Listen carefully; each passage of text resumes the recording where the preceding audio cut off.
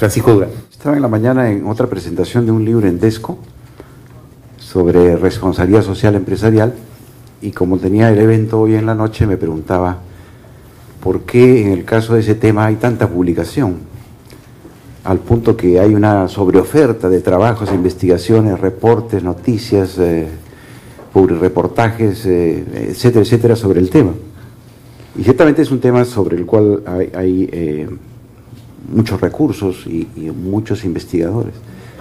Y como ha dicho Cintia, en el caso de los estudios de los grupos de poder económico, a pesar de la importancia que tienen como actores en la economía y también como importantes personajes sociales, incluso actores políticos, tenemos muy poco.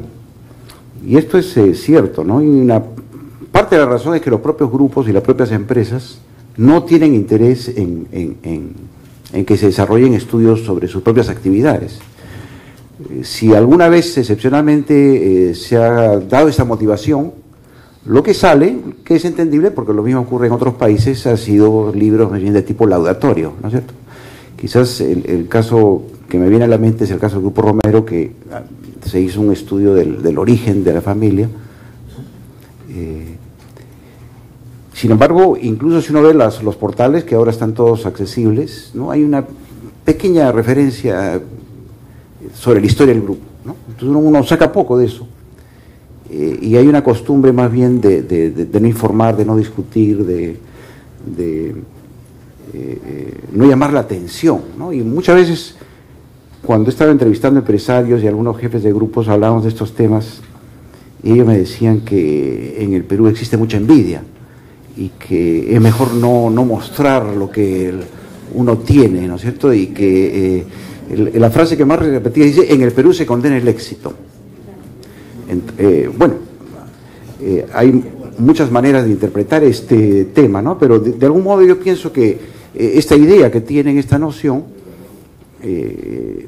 hace que en un país como el Perú, digamos, se prefiera no discutir, no incentivar incluso los estudios sobre el grupo. Sin embargo, a pesar de ello, creo que poco a poco el campo de investigación sobre grupos de poder económico, que cada ciertos años saca algún producto, se va consolidando, se va afirmando.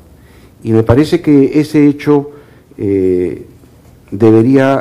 esa tendencia debería continuar en la medida en que hemos pasado por una época, o estamos en una época en la cual hay una tremenda vigencia del sector privado, que el sector privado ha avanzado sobre todo el territorio nacional de múltiples formas, pero una de ellas son las concesiones, donde se ha reducido enormemente la presencia del Estado y donde la propiedad cooperativa o comunitaria, digamos, se va achicando, mermando.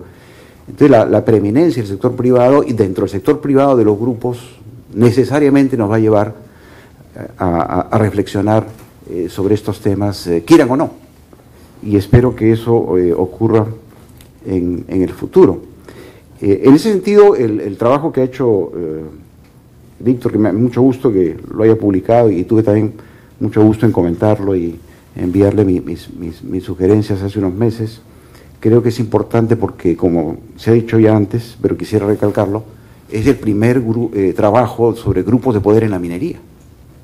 Y esto llena un vacío, ¿no?, de este rompecabezas que poquito a poco se puede ir llenando para poder entender las estructuras del poder económico y los impactos que eso tiene en los otros ámbitos de la vida nacional, que creo que es un tema fundamental del país, dado estas tendencias, estas concentraciones de poder, esta vigencia, ¿no? Ahí es donde han ido las preguntas que ha hecho Cintia y que también ha hecho el segundo comentarista, Pedro. Entonces creo que es un campo en el cual vamos a tener más y espero que poco a poco se vaya dando esto con mayor ritmo. ¿De dónde va a salir eso? Fundamentalmente tiene que salir de las universidades y de alguna medida de algunas ONGs, ¿no? Porque es uno de los pocos espacios donde se puede reflexionar independientemente, críticamente, con tiempo, con recursos, con apoyo de los estudiantes, con guía de los profesores, para poder avanzar en este campo, ¿no? No vamos a esperar grandes financiaciones. Si nos, ¿ah? ¿Por qué no? Vamos a ver. ¿Dónde estarán las ganancias? En todo caso, no creo que vayan a financiar estudios sobre los grupos de poder económico. Pero, en fin, dada que esa es la situación, debemos plantearnos esto como reto y por el interés que esto genera, por lo que veo en la audiencia y por lo que generalmente sé de cómo hay un interés, un seguimiento incluso de esta temática, creo que las condiciones futuras pueden ser mejores. Un segundo punto que quería comentar es en qué medida los mineros constituyen un segmento de la clase propietaria empresarial diferente a los otros. Porque de algún modo, al haberse concentrado en el sector minero y al conocer uno lo que sucede en otras actividades o con otros grupos, puede ir estableciendo un contraste interesante, ¿no? Y en cierto modo, creo que la minería ha sido siempre una actividad muy particular, ¿no? Alguna vez hablé con un viejo minero y me dijo, nosotros somos una familia minera, y ahora todos nos conocemos y sabemos quién es quién. Al parecer que en esta actividad que ellos consideraban tan difícil, porque es muy gitana, ¿no? Y hay que tener mucha paciencia para acumular en la minería, ¿no? A diferencia de otras actividades donde es más fácil la acumulación y tiene menos riesgos, se generan lazos de solidaridad, de conexión. Al menos hace unos años eso existía. Lo que no sé es si en las nuevas generaciones eso realmente ocurra, pero los viejos mineros se conocían bien y habían desarrollado una cierta cultura propia, sectorial. Creo que llama la atención el hecho que, habiendo tenido el Perú este auge extraordinario, que no se veía desde la época del guano, ¿no? Una larga bonanza exportadora que comienza ahora a descender, uno hubiera esperado de los grupos mineros peruanos una más temprana y más audaz diversificación y salida a los mercados internacionales. Sin embargo, esto no ha ocurrido. Esto ya se ha remarcado en los comentarios que se han hecho. Son muy poco diversificados, ¿no? El único diversificado es el Grupo Grecia, pero no es un grupo minero, ¿no es cierto? Don Fortunato Grecia, por matrimonio, heredó unas minas y lo primero que hizo fue venderlas, ¿no? Se dedicó a la agricultura ahí en Limatambo, San Borja, y después se ha ido diversificando hacia inmobiliaria, y solo cuando el Grupo Grey se va del país, hace una compra en Milpo, ¿no? Milpo y Alianza, me parece, y por ahí tenía, Minsur, tenía una entradita a la minería, ¿no? Hoy en día eso lo ha desarrollado con fuerza, y es el grupo que más está invirtiendo fuera en el campo minero. Pero Grecia no es un grupo minero propiamente, nunca era parte de esta familia minera. Los otros, como se ha comentado, se concentran mucho en su sector, como si eso te diera una visión de túnel, ¿no? Benavides de la Quintana tiene ingenieros, ¿no? Visa, ¿no? Buenaventura ingeniero, ¿no? Es una actividad directamente ligada a lo que ellos hacen. En el caso de Hochschild, tiene ciertamente la cementera en Pacasmayo y ha entrado con fuerza en educación, ¿no? Que es lo que dirige, me parece, el ingeniero Inchaustegui. Y bueno, están a punto, ya han metido 100 millones en el tecnológico peruano, ¿no? Ahí en Miraflores, que se inaugura en un año. Sin embargo, hasta donde yo entiendo, se concentra básicamente en lo que es energía y minas. O sea que es una universidad, ¿no? Centrada en lo que es el campo minero. Entonces tampoco realmente es un intento, un interés de diversificación muy fuerte, a pesar de haber tenido ganancias, ¿no? En cuanto a la internacionalización, también se nota eso. Se han internacionalizado poco, ¿no? Y tarde. Benavides de la Quintana ha avanzado algo, pero le ha ido mal, ¿no? Y creo que ahora está en proceso de repliegue. Brescia sí, muy organizadamente ha comenzado en los últimos años por el lado de Minsur a hacer inversiones fuertes. Hochschild también ha enfatizado esta tendencia. Sin embargo, lo que compran donde intervienen son minas pequeñas, de repente no están a la altura para competir con los grandes en ese campo, ¿no?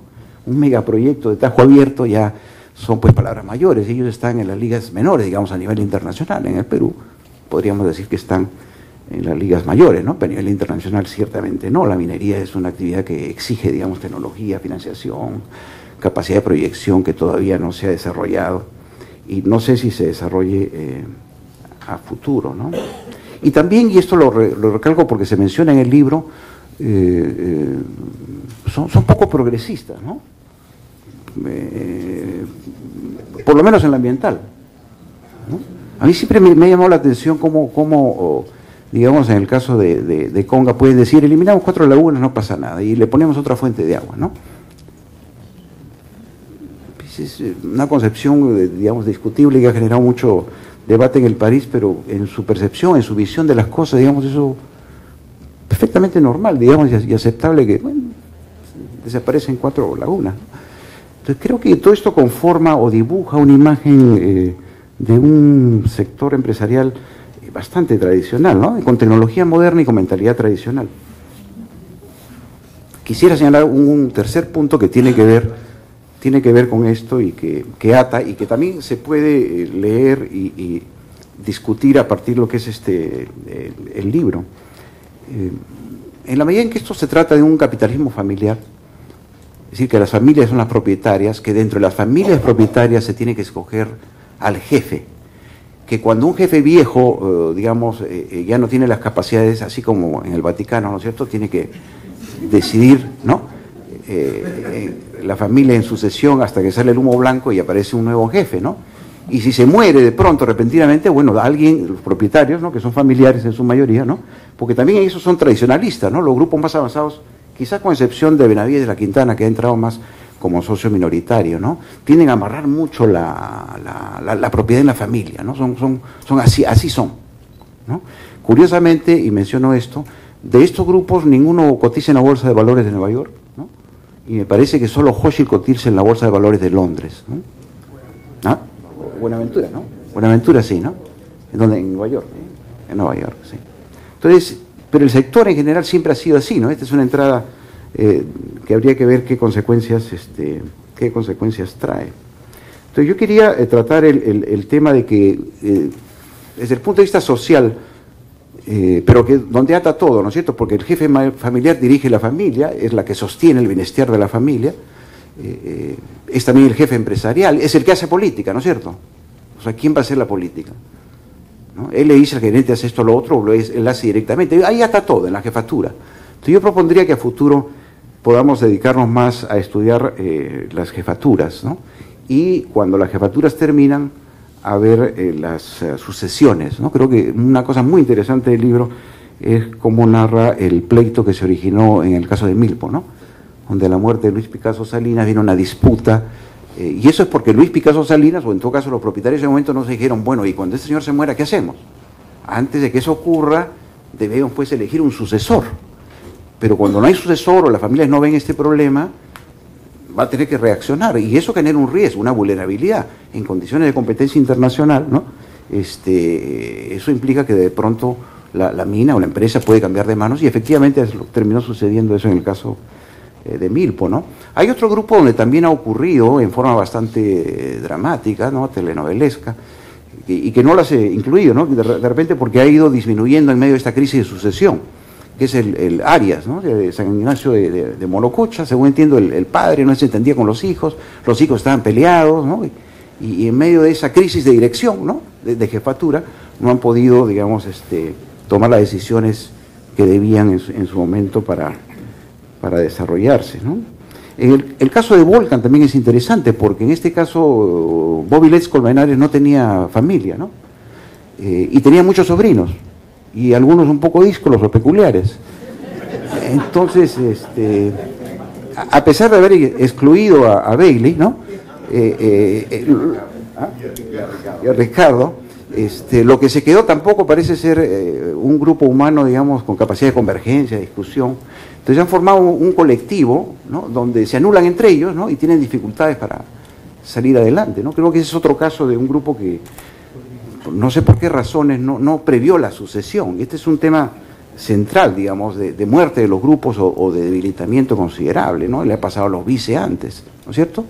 Cuando se desaparecieron los vice de Osma, la siguiente jornada comenzó a hacer tonterías en el banco, a prestar, y terminaron quebrados en la crisis del 98. Obviamente la solución a este problema es muy sencilla, hay que contratar gerentes. Pero ese cambio en medio de estas tradiciones, esta concepción de lo que es el manejo empresarial, ¿no?, de la toma de decisiones, en algunos casos es muy difícil. Y muchos o no la toman o creen que de repente por ahí en la familia hay un sucesor que pueda retomar el mando. En condiciones de competitividad y globalización, esto es mucho más riesgoso y difícil. Entonces probablemente tengan que caminar hacia una visión más gerencialista, digamos, ¿no? Y finalmente señalo que en el Grupo Brescia hay una cuestión potencialmente difícil, ¿no?, en la medida en que todavía no hay jefe, ¿no?